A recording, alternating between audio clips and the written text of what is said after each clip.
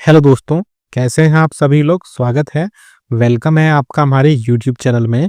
कर्मचारियों, पेंशनर्स और family pensioners के लिए मैं कई सारी बड़ी इन्फॉर्मेशन या बड़ी खबरें लेकर आया हूँ, जिनको जानना आप सभी के लिए बहुत ही ज़्यादा इम्पोर्टेंट हो जाता है। पहली बड़ी खबर आ रही है, एनसीजेसीएम की बैठक समाप्त हुई। जी हाँ दोस्तों, 8वें वेतन आयोग में फिटमेंट फैक्टर से रिलेटेड बड़ी इन्फॉर्मेशन मैं आपको देने वाला हूँ कि क्या फिटमेंट फैक्टर हो सकता है। साथ ही साथ फिटमेंट फैक्टर क्या एक समान होगा सभी ग्रेड पे के लिए, सभी पे लेवल के लिए, उस पर भी हम यहाँ पर बात करने वाले हैं। साथ ही साथ दूसरी जो बड़ी खबर होगी, पेंशनर्स, कर्मचारियों और फैमिली पेंशनर्स के लिए उनकी सैलरी, पेंशन और फैमिली पेंशन में 20% की बढ़ोतरी हो चुकी है। मिनिस्ट्री ऑफ फाइनेंस की तरफ से उसमें मुहर भी लग चुकी है। उस पर हम बात करेंगे किन कर्मचारियों, पेंशनर्स के लिए ये लागू की गई है। साथ ही साथ इसके अलावा और भी कई सारी मैं खबरें इसमें देने वाला हूँ।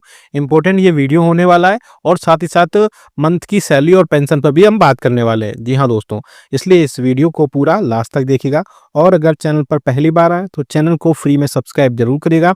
सब्सक्राइब के ब्लैक बटन को प्रेस करके साथ ही साथ आप हमारी वीडियोस की लेटेस्ट इन्फॉर्मेशन के लिए घंटे के निशान को यानी बेल आइकन को प्रेस करना बिल्कुल मत भूलिएगा। तभी आपके पास हमारी वीडियोस की लेटेस्ट इन्फॉर्मेशन आ पाएगी और आप हमारी वीडियोस को इसी तरीके से आगे भी वॉच कर पाएंगे। इसके अलावा बहुत सारे पेंशनर्स ऐसे हैं जो हमसे डायरेक्टली बात करना चाहते हैं या जुड़ना चाहते हैं या हमारे प्राइम मेंबरशिप उनको परचेज करनी है, तो उसके लिए आपको करना ही है कि आप सब्सक्राइब करिए। सब्सक्राइब करने के बाद में आपको ज्वाइन बटन पर क्लिक करना है और ज्वाइन बटन पर क्लिक करने के बाद आप वहां से 29 रुपए का मात्र पेमेंट करिए, मात्र 29 रुपए का पेमेंट करिए और वहां से आप हमारे 1 मंथ के प्राइम मेंबरशिप आपके पास पहुंच जाएगी और आप हमारे वहां से डायरेक्टली जुड़ पाएंगे और आपकी जो भी समस्या होगी, जो भी प्रॉब्लम होगी, वो विदिन 15 मिनट के अंदर वहां से सॉल्व कर दी जाएगी। आप हमें कमेंट बॉक्स में कमेंट लिखेंगे और नेक्स्ट आपके जैसे ही कमेंट लिखेंगे तो विदिन 15 मिनट के अंदर सारी समस्या आपको वहां पर सॉल्व कर दी जाएंगी। इसे आप हमें से, क्योंकि बहुत सारे पेंशनर्स पूछ रहे थे कि एक्चुअली हमें जुड़ना कैसे है।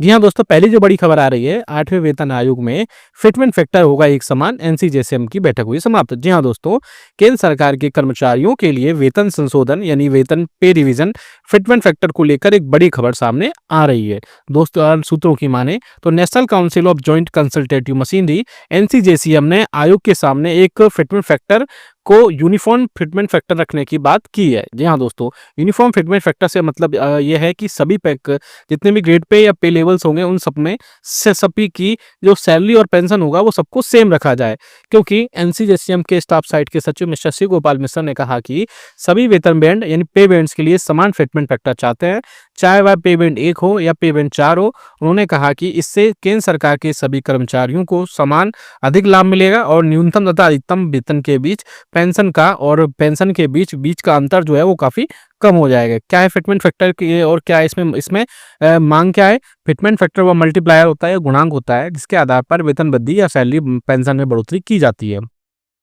सातवें वेतन में आयोग में अलग अलग पे बैंड्स के लिए हिसाब से अलग अलग फिटमेंट फैक्टर उसके लिए अलग अलग था। पे बैंड 1 के लिए 2.57 था, पे बैंड 2 के लिए 2.62 था, पे बैंड 3 के लिए 2.67 था, वहीं पे बैंड 4 के लिए 2.72 था और जो अपेक्स पे लेवल है उनके लिए फिटमेंट फैक्टर था वो 2.81 तक पहुंच गया। तो ऐसे में बहुत सारे जो कर्मचारी और पेंशनर्स थे उनको वहां पर सही सभी जो वेतन बैंड्स के हिसाब से समान फिटमेंट फैक्टर नहीं मिल रहा था। इसे में एनसीजेसीएम का कहना है कि 8वें वेतन आयोग में इस असमानता को, इस एनोमोलीज को खत्म कर दिया जाए और सभी वेतन बैंड्स के लिए समान फिटमेंट फैक्टर लागू किया जाए जिसमें एनसीजेसीएम की प्रमुख मांगे थी कि सभी के लिए समान फिटमेंट फैक्टर हो, सभी कर्मचारियों को एक समान वेतन गुणांक मिले जिससे वेतन असमानता को कम किया जा सके।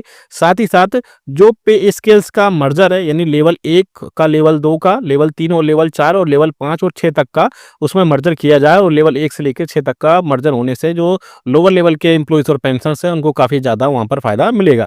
साथ ही साथ जो एमएससीपी है यानी मॉडिफाइड एश्योर्ड करियर प्रोग्रेशन है उसमें सुधार किया जाए और पे स्केल के विलय से यानी मर्जर से उनमें पे स्टेग्नेशन की समस्या दूर होगी और न्यूनतम और अधिकतम वेतन की असमानता को दूर करना बहुत इंपॉर्टेंट है। साथ ही साथ न्यूनतम और अधिकतम वेतन में असमानता कम करने की सिफारिश की थी, लेकिन यह अंतर आखिर में बढ़ता गया। जब 4th पे कमीशन आया तो उनमें ये सारी चीज़ें कम हुई थी, लेकिन उसके बाद में ये सारी चीज़ें कम की गई और बाद में वहाँ सर सारी चीज़ें वहाँ पर फिर से बढ़ती गईं। इसमें सरकार क्या रुके, सरकार ने 8 वेतन आयोग के गठन को मंजूरी दे दी है। इसमें 1 चेयरमैन और 2 सदस्य हो सकते हैं। यह आयोग अपनी रिपोर्ट तैयार करने से पहले कर्मचारी संगठनों से चर्चा करेगा। साथ ही साथ एनसीजेसीएम के अनुसार 7वें वेतन आयोग में रैशनलाइजेशन इंडेक्स लागू न किया गया तो फिटमेंट फैक्टर 3 से लेकर 3.68 के बीच होता हुआ दिखाई दे रहा है। अब सबकी नज़रें 8वें वेतन आयोग के हिसाब से सिफारिशों और सरकार के अगले कदम पर होंगी। साथ ही साथ आप हमें कमेंट करके बताइए कि क्या आपके हिसाब से क्या फिटमेंट फैक्टर होना चाहिए, या फिर क्या 8वें वेतन आयोग में कर्मचारियों को कितना लाभ मिलेगा या कितना प्रतिशत तक लाभ मिल सकता है। ये सब चीज़ें आप हमें कमेंट बॉक्स में कमेंट करके बताइएगा और आपके हिसाब से हमें बताएगा कि इन सब चीज़ों में कितने प्रतिशत तक की बढ़ोतरी देखने को मिल सकती है। अब बात करते हैं दूसरी, जो कि निकल कर आ रही है, 20% अतिरिक्त पेंशन का आदेश जारी हुआ। होली से पहले अतिरिक्त मिलेगी पेंशन आपको। जी हाँ दोस्तों, खबर निकल कर आ रही है मध्य प्रदेश सरकार की तरफ से, जहां आपने पेंशनरों को होली से पहले अतिरिक्त पेंशन की बड़ी सौगात दी है। इसमें वरिष्ठ नागरिकों को राहत मिलेगी। इस संबंध में वित्त विभाग ने आदेश भी जारी कर दिया गया है। अतिरिक्त पेंशन में वित्त विभाग का स्पष्ट आदेश। जी हाँ दोस्तों, राज्य सरकार ने पेंशन पात्रता को लेकर कोई नया बदलाव नहीं किया है, लेकिन पहले से लागू नियमों को स्पष्ट किया है। आदेश के अनुसार अतिरिक्त पेंशन की पात्रता पेंशनर की निर्धारित आयु पूरी होने के अगले महीने से लागू होगी। यदि हम एक एग्जाम्पल लेते हैं, यदि किसी पेंशन की डेट ऑफ बर्थ 1 अगस्त 1944 या 20 अगस्त 1944 है, तो 20% अतिरिक्त पेंशन की पात्रता 1 सितंबर 2024 से मिलेगी। इसी तरह आगे भी आयु के अनुसार इनकी अतिरिक्त पेंशन की गणना इसी नियम के तहत होने वाली है। और इसके अलावा यदि कोई पेंशनर 100 वर्ष की आयु पूरी कर लेता है तो उसे 100% अतिरिक्त पेंशन का लाभ मिलेगा। वहीं इस प्रकार की प्रक्रिया में कर्मचारियों पेंशन को थोड़ा सा लाभ मिलेगा जानी। और इसके अलावा आपको पता ही है कि जो राज्य सरकारें भी धीरे धीरे जो 80 से 85 साल में 20% का, 85 से 90 30% का, 90 से 95 40%, 95 से 100 50% और 100 से अधिक या 100 से अधिक पर 15% मिलेगा। ऐसे में मध्य प्रदेश के कर्मचारियों को लिए थोड़ी सी राहत मिलेगी, क्योंकि पहले जो नियम थे वो बहुत ज़्यादा स्पष्ट नहीं थे। अब स्पष्ट होने के बाद कर्मचारियों पेंशन और फैमिली पेंशन के लिए वहाँ पर फिर से चीज़ें ऐड होना स्टार्ट हो जाएंगी। अब बात कर लेते हैं कैबिनेट बैठक से महंगाई भत्ते में 2% की बढ़ोतरी को लेकर के।